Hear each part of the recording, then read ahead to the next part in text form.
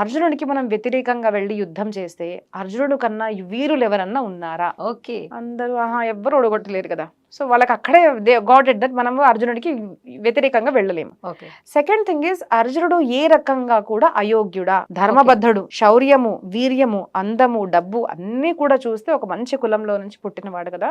అన్ని చూసినా కూడా యోగ్యుడే. సో మనం నో అని చెప్పడానికి కారణం ఏంటిది? మళ్ళీ వరుస కూడా అంటాడు. రిలేషన్ కూడా. Relationship Yes. అది అందరు చూడంగానే ఇంకా కరెక్టే కదా అని అనుకుంటారు. ఓకే. మూడో మాట ఏం చెప్తారు అంటే, మరి నేను రుక్మిణి హరణ చేసినప్పుడు మీరు నాకు హెల్ప్ చేశారు కదా బలభద్ర అన్నయ్య, ఓకే. మరి ఇప్పుడు ఎందుకు మీరు వ్యతిరేకిస్తున్నారు? అది క్షత్రియ ధర్మమే. అంటే ఇప్పుడు కాలంలో మళ్ళీ అలా తీసుకోకండి. ఇప్పుడు చెప్పడానికి మనం క్షత్రియులు ఇప్పుడు ఉన్నారు కానీ అప్పుడు క్షత్రియ ధర్మం వేరే, అది వర్ణాశ్రమ ధర్మము. ఓకే. సో అది యోగ్యమే కదా. సో ధర్మం అంటే అకార్డింగ్ టు లా, లీగల్లీ చేస్తున్నాడు అని చెప్పేసరికి అందరూ అంటారు మరి ఎట్లాగా, మరి ఎలాగా అంటే ఏం లేదు, వాళ్ళని పిలుచుకొని రండి ఇక్కడ పెళ్లి చేసేద్దాం అంటారు. ఓకే. అప్పుడు ఇద్దరిని పిలుచుకొచ్చి అక్కడ పెళ్లి చేశారన్నమాట.